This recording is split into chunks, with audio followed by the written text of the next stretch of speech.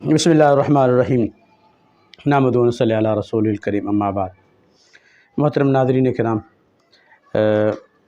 ज़रूरी और अहम मसाइल के उन्वान से गुफ्तगू हो रही है।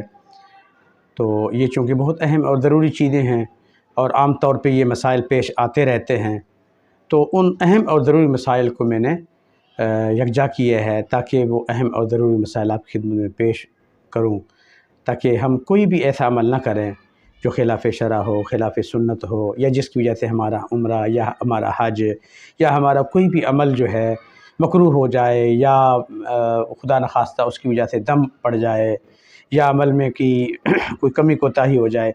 तो इसलिए जो है वो अहम और ज़रूरी मसाइल मैं आपकी खिदमत में हिस्सा अव्वल दूम सूम के उन्वान से पार्ट 1, 2, 3 के उन्वान से आपकी खिदमत में अर्ज़ करूँगा। तो जो पिछले हिस्से में हमने आपकी खिदमत में जो है इहराम की पाबंदियों को डिस्कस किया था, जो बहुत अहम और ज़रूरी मसाइल थे जो आपको मैंने बतला दिए हैं। अल्लाह ताला हम सबको अपने रज़ा और अपने हबीब की सुन्नत के मुताबिक हर अमल को करने की तौफ़ीक़ अता फ़रमाए। अब कुछ और मसले हैं जो आम तौर पे मर्द हज़रात को, ख़वातीन को पेश आते हैं, उनको डिस्कस करते हैं।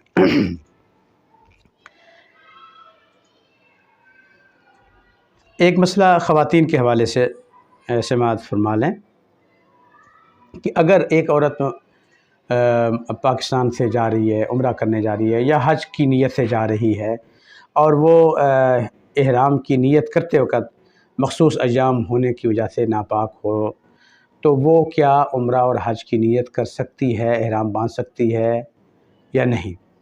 तो जी हाँ, ये मसला समझ लें कि अगर औरत बीमार है उम्रे की नीयत करनी है या हज की नीयत करनी है, तो वो उम्रे की नीयत भी कर सकती हैं, हज की नीयत भी कर सकते हैं। यानी वो इहराम की जो चीज़ें हैं वो उनके ऊपर लागू हो जाएंगी।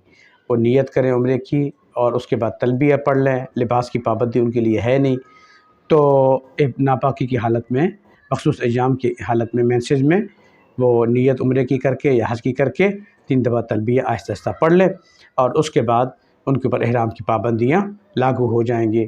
अलबत्ता यह है कि जब आपने उम्रे की नीयत कर ली, हज की नीयत कर ली है, उसमें मसला यह है कि आप उम्रे की नीयत है तो आप उम्रे की नीयत करके वहाँ मक्का पहुँच जाएंगे, अपने होटल में क़याम करेंगे, ठीक है। बीमारी की हालत में हरम नहीं जा सकती, बैतुल्लाह शरीफ नहीं जा सकती। अब वो पाकी का इंतज़ार करेंगी। जब खातून पाक हो जाए उसके बाद सादा तरीके से बग़ैर साबुन, खुशबू, शैम्पू वगैरह के गुस्ल करेंगी, पाक साफ़ हो जाएंगी, उसके बाद जाके अपना उम्रा अदा कर लेंगी। जब पाक नहीं होती उस वक़्त तक होटल में क़याम करेंगी, चाहे 2 दिन 3 दिन इंतज़ार करना पड़े। और हज के अंदर यही है कि आप 8 दिल हज को या 7 को जो भी हज का इहराम बांधेगी, या हज का इहराम बांध के आप तलबिया पढ़ती रहें, ठीक है। मिना भी जा सकती हैं, अरफात भी जा सकती हैं, मुज़दलिफ़ा भी जा सकती हैं। उसके बाद शैतान को कंकरियाँ भी मार सकती हैं, उसके बाद कुर्बानी भी आपकी हो जाएगी, आप अपने सर के बाल कटवा भी सकती हैं। ये सारे काम आपने इस बीमारी की, मेंसेस की हालत में ये सारे काम करने हैं। लेकिन उसके बाद का जो काम है तवाफ़ ज़ियारा, वो आप नहीं कर सकेंगे, आपके ऊपर पाबंदी है। जब आप पाक हो जाएंगी, 10 को पाक हो जाएँ, 11 को पाक हो जाएँ, 12 को पाक हो जाए, 13 को जब पाक होंगी, उसके बाद नहा धो के सादा तरीके से, ठीक है, उसके बाद आपने बैतुल्लाह शरीफ का तवाफ़ ज़ियारा करना है और बाकी काम करने हैं। इहराम की मतलब नीयत बीमारी की हालत में कर सकते हैं, यानी इसको हमने डिस्कस किया। अच्छा जी, एक मसला ख़वातीन के लिए और भी है कि वो ये है कि बीमारी की जो है, जब आपने इहराम बांध लिया है तो इहराम की हालत में सर का जो मसा है वो ख़वातीन ने कैसे करें? मर्दों के लिए मसला कोई नहीं, उनका सर वैसे भी खुला है, जब वुज़ू करेंगे तो सर का मसा कर लेंगे, ठीक है। लेकिन ख़वातीन में आम तौर पे ये होता है कि वो समझती हैं कि मैंने वो इहराम का एक मखसूस कपड़ा जो सर पे बांधा हुआ है, हालांकि वो कपड़ा इहराम का नहीं है, वैसे ही बालों को संभालने के लिए, हिफाजत करने के लिए। अब उसको वो हाथ नहीं लगाती, उसको खोलती नहीं है कि मेरा इहराम खुल जाएगा, ऐसा नहीं है। जब भी आप वुज़ू करेंगी तो आपने सर से कपड़ा हटाना है और हाथ गीला करके सर पे बराह रास्त आपने हाथ गीला करके लगाना है। आपका हाथ आपके सर के बालों को बराह रास्त टच करें, ये मसे में ज़रूरी है। कपड़े के ऊपर आपने मसा किया तो मसा नहीं होगा, आपका वुज़ू नहीं होगा, आपकी नमाज़ें भी नहीं होंगी। एक और मसला कसर और हलक का मसला। कसर कहते हैं बाल छोटे करना, और हलक कहते हैं बिल्कुल सर को मुंडवा देना। देखें, ख़वातीन के लिए तो सिर्फ़ कसर है कि जब वो अपने उम्रे से हज से फ़ारिग होती हैं तो इहराम की पाबंदी से निकलने के लिए उन्हें कसर करना है। कसर का मतलब यह है कि अपने सर के सारे बाल या कम अज़ कम सर के गिनती के एतबार से चौथाई सर के बाल आपके हाथ में आ जाए। आप एक पोरे की मकदार में कम अज़ कम वो बाल काट लें। ख़ुद भी काट सकती हैं, किसी महरम से भी कटवा सकती हैं, बशर्ते के उम्रा है तो उसने सही कर ली हो, और अगर हज में है तो उसने रमी और क़ुरबानी कर ली हो। उसके बाद बाल काटने वाले ने भी बाल काटने हैं, पिछले सारे काम हो गए हैं, तो वो अपने बाल ख़ुद भी काट सकते हैं, किसी महरम मर्द से औरत से कटवा सकते हैं, उसमें कोई हर्ज नहीं। ख़वातीन के लिए एक पोरे की मिक़दार में, लंबाई की मिक़दार में, और उसकी बालों की तादाद कम अज़ कम पूरे सर के बाल हों या कम अज़ कम चौथाई सर के बाल कटने चाहिए। बाकी मर्दों के लिए मसला अच्छी तरह समझ लें। मर्दों के लिए हुक्म यह है कि वो हलक करवाएं, अफजल यही है। हुज़ूर ने 3 मग़फ़िरत बख्शिश की दुआ हलक के लिए फरमाई है, लेकिन बहरहाल कसर की भी गुंजाइश है। और कसर का मसला यही है कि कसर करते वक़्त आपके सर के सारे बाल या कम अज़ कम चौथाई सर के बाल एक पोरे की मिक़दार में कट जाए, एक पोरे की 1 इंच की मिक़दार में कट जाए, ठीक है जी। अब अगर मसला यह है, आपने पहले सर का बाल मोटी मशीन से कटवा लिए या हलक करवा लिया, अब वो बाल आपके बिल्कुल छोटे छोटे हैं और इंच से कम हैं, 1 इंच से कम हैं। मर्द हज़रात समझ लें, अगर 1 इंच से बाल आपके छोटे हैं तो इसमें आपके लिए हलक करना ज़रूरी है। उसमें बारीक मोटी मशीन नहीं फेर सकते, बल्कि ज़ीरो जो जिससे बाल बिल्कुल साफ़ हो जाते हैं, ज़ीरो हो जाते हैं, उस तरह फिर जाता है, हलक हो जाता है, वो करना ज़रूरी है। अगर 1 इंच से आपके बाल छोटे हैं, अब आपने कसर नहीं करना, पतली मोटी मशीन नहीं फेरनी, बल्कि क्या करना है, आपने बिल्कुल उस तरह फिरवा देने हैं। ये आप अच्छी तरह जहन में रखें। इसी तरह इहराम की हालत में अगर गुस्ल वाजिब हो जाए, चाहे मर्द है या औरत है, एहतलाम हो जाता है फ़र्ज़ करें, तो अब इहराम की हालत में आप गुस्ल वाजिब कर सकते हैं, लेकिन उसमें खुशबूदार साबुन, शैम्पू वो इस्तेमाल नहीं करेंगे। सादा तरीके से मर्द है या औरत वो गुस्ल करना ज़रूरी है, हाँ, एहतलाम हो जाए तो, ठीक है। क्योंकि इहराम की हालत में मियाँ बीवी के ताल्लुकात तो बिल्कुल जायज़ नहीं है, उसकी कतन गुंजाइश नहीं है। अगर वो खुदा न खास्ता हो जाएँ तो उसके ऊपर बहुत सख्ती वाले अहकाम हैं, वो मैं आपको एक अलहदा इंशाअल्लाह उसमें प्रोग्राम में आपकी खिदमत में अर्ज़ कर दूँगा। एक और मसला, हरम के अंदर औरतों का मर्दों का इकट्ठे मिल के नमाज़ पढ़ना।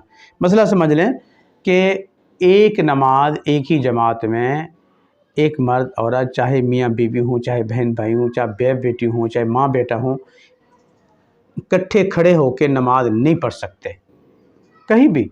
ये हरम का मसला नहीं है कहीं भी, लेकिन आम तौर पे घरों में तो हमारे यहाँ कि औरतें नमाज़ घरों में पढ़ते हैं, हम मस्जिद में जाके पढ़ते हैं। हरम में मसला ये होता है कि मियाँ बीवी वगैरह इकट्ठे जाते हैं, तो अब वहाँ एक दूसरे से अलग होने से डरते हैं, तो फिर वो जमात का टाइम हो जाता है। तो हालांकि वहाँ सऊदी गवर्नमेंट ने इंतज़ाम किया हुआ है, ख़वातीन का एक हिस्सा है और मर्दों के लिए अलहदा हिस्सा है। मर्द ख़वातीन के साथ, ख़वातीन मर्द के साथ नमाज़ नहीं पढ़ सकते, लेकिन हम लोग जो है ना कि जी गुम हो जाएंगे, तो इस डर से ख़वातीन को अपने साथ जोड़ लेते हैं। मियाँ बीवी या बाप बेटी या माँ बेटा जो है इकट्ठे एक सफ में एक ही जगह जुड़ के नमाज हम पढ़ लेते हैं। इस तरह जुड़ के नमाज पढ़ना जायज़ नहीं है, नमाज इस तरह अदा नहीं होगी। अगर औरत कहीं जमात के साथ खड़ी हो जाए, बीच में दाएं बाएं मर्द हों, तो दाएं बाएं वाले आगे पीछे वालों की नमाज अदा नहीं होती। तो इसलिए हरम में वैसे भी और हरम में ख़ास तौर पे मर्द औरतों का मुत्तसिल जुड़ के नमाज़ पढ़ना जायज़ नहीं है। इस तरह नमाज नहीं होगी, बहुत एहतियात करें। अच्छा, कसर नमाज का मसला। नमाज अगर आप सफ़र में हैं तो फिर आपको यानी 78 किलोमीटर से ज़्यादा आपका सफ़र है, तो आपको हुक्म यह है कि आप पूरी नमाज की बजाय कसर नमाज 4 की बजाय 2 रकात पढ़ें, 4 की बजाय 2 रकात पढ़ें। अगर 3 रकात है पूरी पढ़नी है, 2 रकात फजर की पूरी पढ़नी है। तो इसमें अब अगर हरम में हम जाते हैं हज के लिए, उम्रे के लिए जाते हैं, अब अगर मक्का में या मदीना में हमारा क़याम 15 दिन से कम है, 15 दिन से कम है, तो हम मुसाफिर हैं, कसर पढ़ेंगे। लेकिन अगर हमारा क़याम मदीना में या मक्का में 15 दिन या उससे ज़्यादा है तो फिर हम मक्का में मुकीम बन जाते हैं।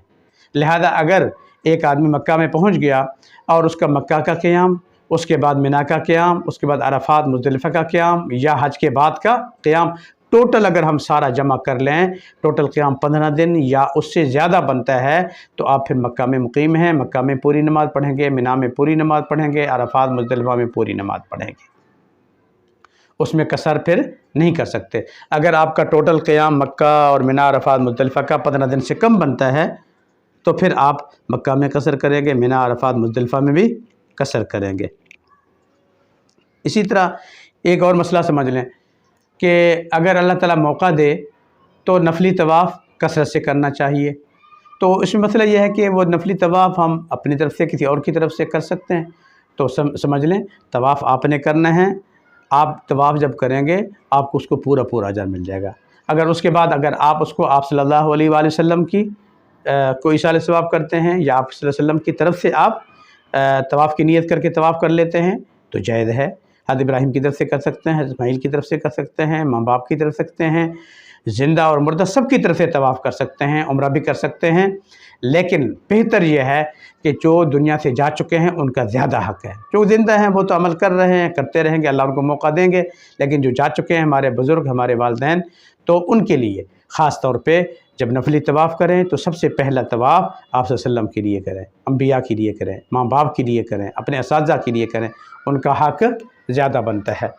तो ये चंद अहम और ज़रूरी मसले थे जो आपकी खिदमत में अर्ज़ किए हैं।